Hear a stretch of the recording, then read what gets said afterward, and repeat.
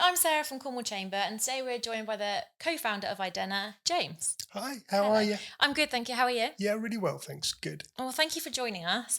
So for anyone that doesn't know anything about Idena, could you tell us a little bit about what you do and maybe kind of how you created it? Yeah, so Iden is a creative agency. So what we do really is create advertising and marketing content and campaigns for a variety of different businesses across Cornwall. So that really is across a whole bunch of different disciplines. So everything from copywriting to graphic design to photography, videography, web design, digital distribution. So essentially, if it's kind of marketing and communication function, then we've got 18 on the team, and we get involved in those projects regularly for heaps of different categories and types of businesses. How we got it started was, so I think we're in our 14th year of Idena this Wow. year, Okay. but it kind of historically it goes back even further. But in its kind of current guise, we've been going for about 14 years, and really it was just my background was copywriting. I was working with a bunch of different businesses who were asking for like a variety of different requirements. You know, I can you help with the film project? Can you help with photography? And so we started to hire and started to find great people and talent and brought them in and on board with the business. And then over a period of time, it's just kind of taken shape. Amazing. So obviously you are in the creative industry, Yeah, and I know firsthand from working with you from the chamber that yeah, you are amazing at what you do, and it is a very creative outlet. yeah, Obviously, it's all kind of like a visual aspect of kind of design. yeah, I also know that you did disclose to me that you're actually dyslexic, yeah, yeah, which I think that often a lot of creative people are. I yeah, guess there's areas that perhaps you kind of are stronger in than others. yeah. But how has that kind of affected you creating Idena, and how do you feel that works to your advantage in some ways? Or disadvantages? Have you had struggles with that? Yeah, definitely had struggles. It's kind of equally cursed and blessed, I would Yeah. say. You know, there's a lot of really good conversation going on at the moment around neurodiversity and dyslexia and various different considerations around how people are and how people think and how people perform in the workplace. Obviously, well, yeah, I guess obvious to me certainly, but way back when I first started to realise that dyslexia was part of my life, it was considered like a really different thing. So now there's loads of, hey, you know, it's your superpower, and Yeah, you know, exactly. there's loads you can do with it. But back then it was kind of a little bit murkier, and it was something Mhm. that people were more worried about. So for me, it's a really helpful thing currently and in what I'm doing now from the point of view of it. I'm just a lateral thinker. Yeah. So normally when I'm approached with a creative challenge, I can think of like 20 different directions to go in. And it's a case of just Yeah. working out which is the most appropriate or the most valuable or the most commercially valuable. So for me, it's good. For my team, I think it's kind of good from the point of view of coming up with ideas and working together and having somebody in the team that can kind of come at things from a different angle, and Yeah. that's all really good. But I can also be a bit of a nightmare around uh, like detail focused stuff. So I have to surround myself with people who are going to be, you know, that kind of completer finisher Yes. mindset, and Yeah. I need those people to kind of rein me in to make sure that I'm working to the best of my ability, and as a team we're kind of delivering to the best of our ability. So it's a kind of case of knowing your strengths, knowing your Yeah. weaknesses, and playing to your strengths. But the primary thing for me was actually it was a real motivator for getting me started, because way back, way into primary school territory, I was told to not pursue anything academic, Okay. look at woodwork, like work with your hands. Don't Yeah. do anything that's going to require any brain power because you're dyslexic. Or in fact, I was diagnosed as being dyslexic when I was a postgraduate. So Okay. so Not that until then. yeah, so all the Wow. way through Okay. school, it was just James isn't so good at schoolwork, you know, and Oh. so it was quite a motivator for me, because I knew that Yeah. I knew I had a brain, I just didn't Yeah. Of know course. quite what to do with it. So kind of working that out and being motivated to tap into the good bits and be creative and push forward has kept me on my toes, you know. And then when I figured out that I was dyslexic through the back end of university, it was kind of a bit too late to worry about it, and Yeah, more but okay. that's also amazing, that Yeah, you kind of got to that point, and but also I guess maybe you feel a little bit that obviously school and the education system maybe could have helped you a little bit along the way. But Yeah. it's also a bit of a kind of two fingers up to your school as Yeah, well, yeah. in terms of look at what you've created and achieved. I think it's just awareness. I think people Yeah. are just more dialed into it, more clued up, and I think everybody, all the yeah, sure, it could have been different, but it wasn't. But actually, I had some brilliant teachers who Okay, that's good. supported me through, and I think that's probably how I got through A levels and degree, just by having great teachers. But Yeah. nowadays, I think it's recognised better, Yes. and certainly, I know as we're running a team, there's 18 on the team, and getting the most out of people's different skill sets, different talents, understanding how they work, Yeah. what's the best kind of way to brief in the team, and who wants the detail, who wants top level, and I think that works really well for a creative team to understand Yeah. people's behaviour, Yeah. but I think also all teams really. So Well, I think it's that thing, isn't it, of kind of utilizing your team in the best way possible, but understanding that everyone's brain is different. yeah, So I've actually got ADHD, so I yeah, totally get it. yeah, And it's yeah, just kind of having that support system there to yeah, actually see that, your brain will work differently than mine, but actually put them together. yeah, And that's when great things happen. yeah, for sure.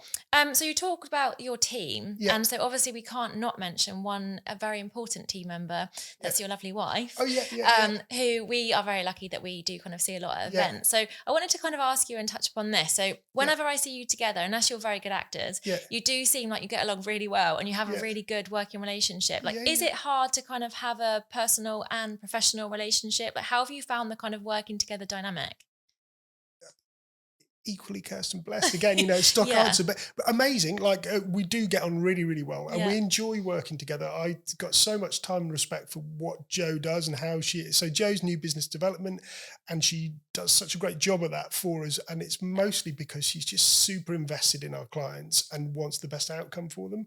So you can't fake that. So No, exactly. so she's really, really great at that.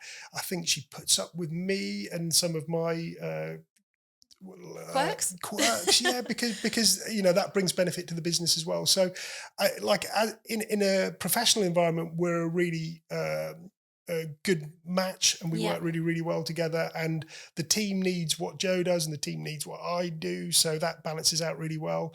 And then the only challenge with it really is just sometimes it's kind of hard to switch off when you go home, and like anybody, you'll all have stuff that you bring home from work because it's bubbling around in the back of your head. yeah, But if there's two of you in the same business, it's hard not to start those conversations. But yeah. we do a pretty good job of Yeah. avoiding that, really. Well, it does seem like it works really well, and I've actually been to your office personally, and Yeah, you do have. Well, it seems that you've got a really nice culture. It's like yeah, a really nice environment, yeah, and I think that that's really clear. So yeah, that's obviously part of your brand as well. It's really important that yeah, yeah, people want to work with you, yeah, want to work with you, as well as the fact that you're doing great things and you're yeah. obviously good at your job. It's also really important about the kind of the person behind the brand, isn't it?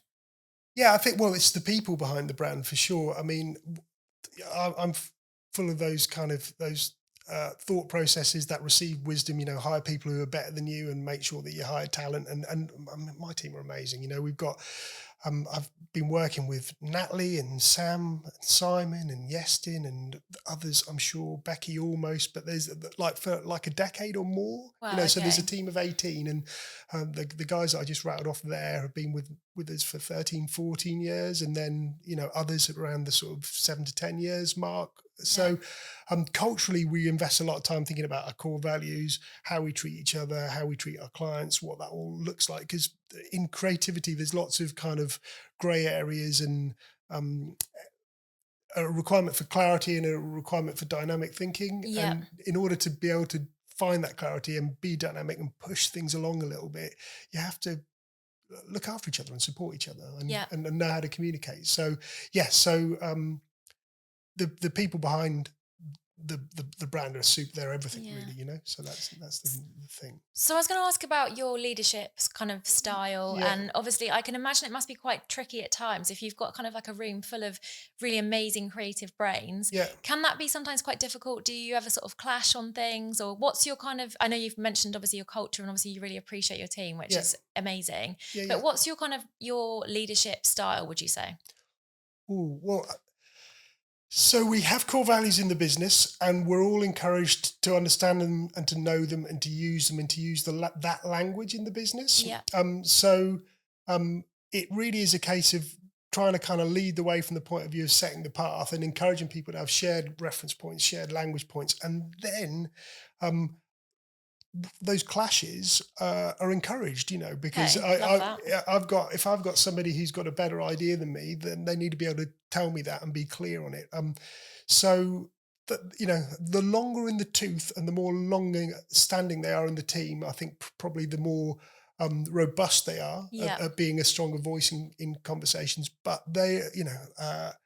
they're all encouraging the more junior members of the team, or junior, we don't even kind of use that language internally, but people have been with us for a little less longer, yeah, to just be part of the conversations and to uh, speak up and to be heard. And sometimes that's challenging on deadline, and but we always make a good job of it. And I think really that's around the choice of words and the language we use yeah, mostly, which um, it is kind of precise. We have structures and reference points that we all use, so that we kind of know, okay, at this point we're talking about like a controlling idea in a campaign, or we're talking about which perspective are we looking at this from, and we just have like shared reference points that allow us to navigate with some certainty, which is important. yeah, totally agree. One question I ask everyone, Yeah, and yeah, everyone always says something different. Obviously, there's no right and wrong answer, yeah, but yeah. what does success mean to you? Like, how do you measure that? What are things, what's important to you? Uh, Mostly it's measured by output really in the business. So I think when we've put a project out the door and we look at it and we go, that's exactly what we wanted from it, what our client would have wanted Yeah, from it, and also what their customers would want from that project. So when we just like hit the nail on the head, and the output is exactly where we all want it to be, then that's like a big win for us. And that can be on really big projects, like a big campaign, or it can be on a flyer that just did the thing that we wanted it to do, yeah, so but that's really where it's measured. We're not really into um perhaps the kind of numerical kind of marker points that we should probably pay more attention to. It's mostly on output. okay. And as a kind of business owner, Yeah. do you have anything that's like, what would be your best kind of big tip really for people that perhaps are looking to take the plunge and maybe start their own business? Do you have a kind of words of encouragement? Just yeah, something that you kind of maybe someone told you before you started, just to give you that final push to just to give it a go. Yeah. Tricky one, I guess, like the thing I often think about is you like the slower you what's the idea, the slower you move, ride the bike, the more you wobble, the more likely you are to fall off. Yeah, So there is just something really important about momentum. So I guess businesses that seem to be successful and seem to be doing well tend to be moving, and tend to be moving at a decent pace. And I think if you go too slow and you introspect too much and you kind of have that inertia, that's when things kind of slow up and where problems happen. So for me, somebody who's starting, sure, think about it and think it through and yeah. do all the research and all that kind of stuff, but also kind of get going and be brave and keep moving. I think Okay. that's probably what's helped us out over the years. So just keep moving and be ballsy, Yeah, basically. yeah. And find some time to think stuff through. But hmm but it's just that, if you're sat on your hands and you're thinking too much, the whole world just shoots past you. And yeah, Yeah. so you got to keep the pace. That's so true. I always think as well, like when you kind of look at other people that are doing something similar, I Yeah, always kind of say to people, the only difference between them and you is the fact that they're doing it and you're not. yeah, yeah, And it is yeah, kind of that simple, isn't it? yeah. And yeah, just trusting, and being surrounded by good people is super important. Yeah. We found it the further we've gone along. The team are amazing, but also we work with brilliant businesses, brilliant clients. We've got great contacts within those businesses. Working with you guys and with everyone that's in our community. And the more you can surround yourself with like-minded people and people that you get on with, the more likely it is to be successful. Yeah, amazing. Well, thank you so much, James. It's been lovely to talk to Pleasure. you. And yeah, obviously, if anyone needs some creative help, Yeah. obviously, Joe would probably be the best person to contact initially. Yeah, Joe or myself, or yeah, just send us an email. We'll be thrilled to talk. Perfect. Thank you so much.